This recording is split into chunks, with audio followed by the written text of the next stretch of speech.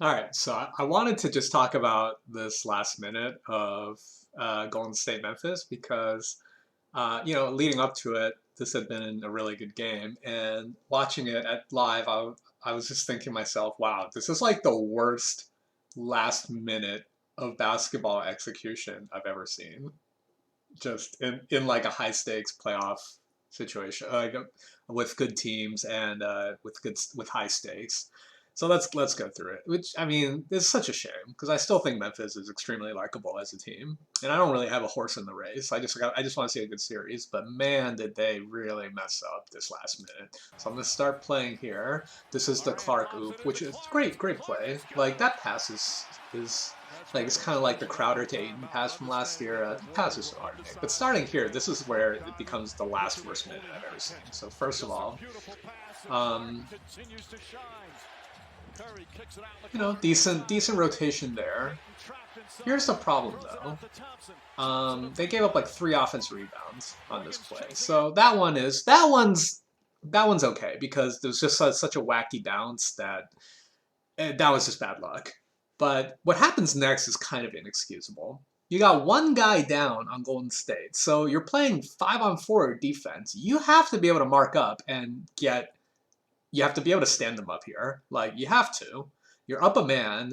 It's just you have to either mark up or put yourself in a good position to help or board.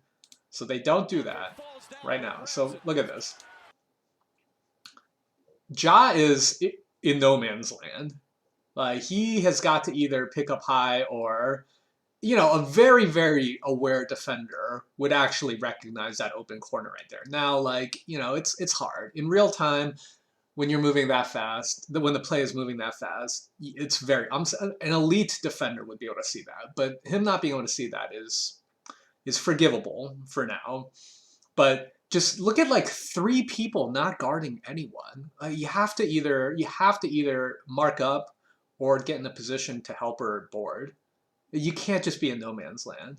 So, all right, so that could have easily been a shot. That easily could have been a shot, but because no one's marking up, um, and because Poole drew 2 guys off, now you get Steph with the most wide open 3 in the world, and that was made possible by the fact that the recovery after that offensive rebound was just so bad. You have to just when you give up an offensive rebound, you have to know to make yourself useful. So even though Poole isn't the one who got the shot off, even though he easily could have taken either of those, he makes the smart play, which is to get it out to Steph for an even more wide open shot. And it was all made possible by just 3 people doing nothing. Um, and I thought 100% this was going in. When has Steph ever gotten a shot that wide open in any time in his career? Like I thought 100% this was going in. Now remember how I said the first offensive rebound was forgivable because it was just such a weird bounce. Yeah, it came off at a low angle behind the box out, so it's like okay, fine. Those you give up those once in a while. This one is not excusable. I'm gonna pick on Ja for a second here. I still love the way he plays, but this is on him. And remember how I said a moment ago that not recognizing that corner or if that wing had the pass gone there was kind of on him. This one he does have to recognize. This one is not like heat of the moment, you can't react fast enough. This is something that you should be able to instinctively react to. And he has a lot of time to do it, which is you have to box out here. This is not one of those wacky rebounds. He has to put a body on Wiggins. Wiggins is the only person in the paint. And everyone knows he's a good jumper. You have to put a body on him. Just get low. Just put your butt on him. You have to. You gotta. Even if you don't get that rebound, one of your teammates will. That one's inexcusable. Not finding the corner is tough. Like it's hard to recognize that in real time. But this is 100% on Ja, and I love Ja to death. But this is a bad mistake. Just watching again. And you know what? Like, even if he saw Peyton coming in and boxed him out, that would still be forgivable too, because that is an easy offensive rebound for this guy coming in strong too. But he doesn't pick either of them up, so that's really bad. You have to recognize that this is the biggest offensive board threat. Okay, a little quick like basketball. This isn't even tactics. This is just like game sense rundown. Most misses by good shooters, I shouldn't say that. Most good misses, which oftentimes come from good shooters, but you know, just good misses in general, most good misses are easy rebounds if you box out and have good position. Why? Because good misses usually are higher arc. They miss like on the inside of the rim, and they tend to bounce high. So sometimes you'll see like they'll bounce like high right in the air, or they'll take like a soft bounce and hit the backboard. Those are good misses. Good misses are easy to rebound for a team that gets into good box out position. Bad misses are hard to rebound. And this is like a lot of people who play a lot of basketball, this is like you get a sense for these things. Bad misses are actually harder to rebound because those are the ones that maybe come in at a low trajectory or hit the outside of the rim, or to make it like an even worse shot would be like, you know, clanking it off the rim or hitting the backboard or airball. Like those are all hard to rebound. A good miss. So in the case of Steph, like we all thought he was going to make that. But even if he was going to miss, it was going to be a good miss because he's a good shooter. He's not going to have a bad miss. So good misses, you have to, like a box out, you'll guarantee that rebound like 90% of the time. So not picking up Wig here and not preventing. He just tries to out-jump him, which I understand Ja can do that, but you know, Wiggins is a good jumper too. Plus, why even take that risk? Just put a body on him. All you have to do is put your butt on him a little bit. He can't jump, and then one of your teammates will get it. So that's really bad. So yeah, another offensive rebound. This one ends up being a jump ball, which, you know, jump balls are crapshoots. Anything can happen. I just fast forwarded through it, but yeah, it would. I think Brooks just like hit it, and then they weren't able to recover it. So essentially another offensive rebound, right? Another Golden State possession. And what happens? Just simple. You can't give them that many. You cannot give Clay and Steph that many chances. Like you're gonna get burned eventually. So very bad defensive possession with all the offensive rebounds and the defensive breakdowns. So again, but remember, this video is the worst last minute of execution ever, not the worst last 30 or second to last 30 seconds ever. So this is bad too. 36 seconds, you kind of have to go for a 2-for-1 here. Like in a game where one team has 100 possessions and the other team has 99 possessions, like, okay, whatever, it's not that big a deal. In a situation where you can have either 2 possessions versus 1 versus 1 versus 1, that's a 100% increase. It is so valuable to have 2 possessions. And, you know, we'll find out later on that they got lucky, but barring that luck, it is so important that you get 2 possessions. So right here, they should have known, like, any time you have between, I would say 36 is right on the precipice. Anytime you have between 35 and 40 seconds on the 42 seconds on the shot clock at the end of a quarter or game, you should know automatically it's a go super fast 2-for-1. Even if you get, I don't feel like doing the math right now, but the math bears it out. Even if you get like a very mediocre shot, let's say you get like a 30% shot, which by NBA standards is a terrible shot. The math bears it out that is still way more advantageous than holding for one like 45% shot. You know, again, like you can do the math yourself. It bears it out. So you have to 2-for-1 here, but they don't do it. And yeah, they're just walking it up. They're going for 1 possession, which at this point I'm yelling at the TV. I'm like, it's too late now, but. And there's not much to say about this possession other than that, you know, Golden State clamps down. They get a great defensive possession out of it. But hold on. There's 21 seconds when they turn it over. You know how much time passes before they send someone to the free throw line? Like, I'm getting ahead of myself, but I'll just tell you, it's like 15 seconds.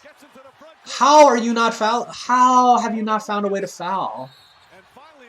I don't know if they knew that they weren't in the penalty yet. I as an observer, as a fan watching the game, I did not know that they were not in the penalty yet.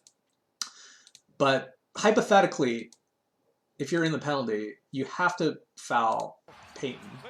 Like, okay, granted, that was the hardest one because no one was close to him. You don't want to foul Steph. Foul Wiggins is a possibility. He's not a great free throw shooter, and I know it's hard. It's hard. I'm not. It's tough. I get it. Like you're running around. Like sometimes it's hard to catch up to people, but like 10 seconds passed. That's inexcusable. You can't have 10 seconds pass. If you're gonna go down to a free throw shooting game, you have to give yourself multiple chances. And then, you know, the trap attempt is fine at that point. You're still wasting a little time, but obviously you want to get turnover. So 5 more seconds pass. So 15 seconds pass before they send someone to the line. So now now instead of having 2 or 3 chances for a free throw game, now you're down to just 1 chance. So so not doing the 2 for 1, you lose a chance, and then not fouling, and then letting 15 seconds elapse, you're also giving up a chance. So these are the kind of mistakes that, you know, as Memphis gets older and they have deeper playoff runs, that they'll have to avoid making. Because, like, these type of just strategic breakdowns are the types of things you hardly ever see experienced teams like Golden State making. Now, this is crazy because, as we all know, by some miracle, Clay actually missed both of these, which is just... So they got lucky in that regards. They got lucky that not like that burning both of those possession chances didn't hurt them.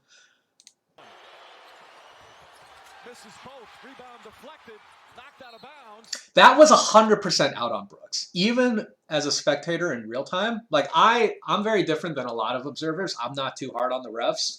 It's a really hard job, and sometimes like people don't understand, like, 1, the speed of the game, and 2, like, yes, the angle that they're standing on, being so close to the action, is beneficial for some views, but not for others. And for that reason, I am not as hard on refs as the general public. I tend to usually give them a pass. This one was 100% out on Brooks. Like, even watching as a spectator in real time, I thought it was fairly obvious. But that shouldn't even be an issue if you box out, which, you know, of course they don't. I haven't really watched this play too carefully. I'll see whose fault is this. So it's Payton who went for it, right? So either Brooks could have, like, put an arm on him a little earlier.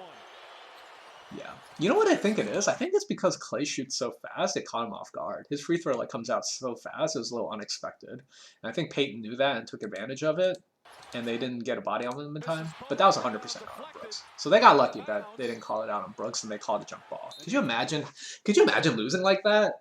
Clay misses 2 free throws and you don't get the rebound? Terrible. Like, that's what I'm saying. It's the worst last minute of execution. And then, okay, as they get the jump ball. Neither team has a challenge. And obviously they win this jump ball, and they call the timeout, which is fine. Okay, I'm going to pause it right here. I'll talk about 2 things. 1, you'll notice that there's 3.6 seconds on the clock. That is, in my opinion, that is actually highly, highly relevant to the play that's about to develop. And I'll show you why in a few seconds. The second thing I want to point out is where Ja is standing.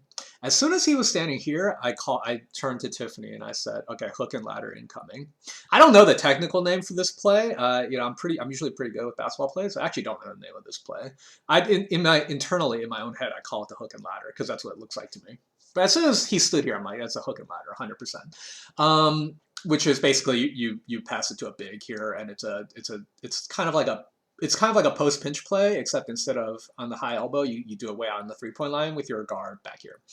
The only problem with that is he stood way too far back. I personally, okay, I'm not an NBA caliber coach, and you know, certainly I am way less qualified to talk about coaching than an actual NBA coaching staff. But it's just my opinion that this play would be more effective if Ja either stood roughly here, or if he started here and maybe did a little running, like a curling pattern. If he really wanted that much speed, do a little curling pattern before you break into it. Why? Because, like, you stand back here. It's the most obvious thing in the world. I pointed it out before the play even happened. I'm like, oh, hook and ladder. Like, clearly that's what it's going to be if you stand back here. I think they telegraphed it too much. Again, I am not anywhere near as qualified as an NBA coaching staff. I don't know if this was Ja's decision to play it like this. I don't know if the coaches drew it up that way. I just think, like, by doing this, it's way too obvious. And what does that obvious mean when it plays out? It means that Clay reacted immediately. He knew it was coming too. And in plays like this, just the split second of reaction between recognizing the play is the difference between Clay being in this position versus being 2 or 3 feet to his left. And that 2 or 3 feet to his left is 100% the difference in whether or not this play works. But Clay, again, was a great defender, savvy veteran, so he's seen a lot, so he knows it's coming, and then he gets in great position. And then at that point, it's just a tough finish. I'm going to watch it one more time, and then I'm going to talk about why I think that 3.6 was relevant. Yeah, at that point, once he recognizes it, there's nothing Ja could do except try to finish, but it's a hard finish at that point. And this is why I think it's interesting that there's 3.6 seconds on the clock. Because, as I've talked about in several of my previous videos, Ja is an elite two-footed jumper. Absolutely elite. Not only in terms of height and distance he can cover, but also just the creativity of his moves and how well he can finish. Off 1 foot, I think he's like good, above average, like very, very good, but not elite.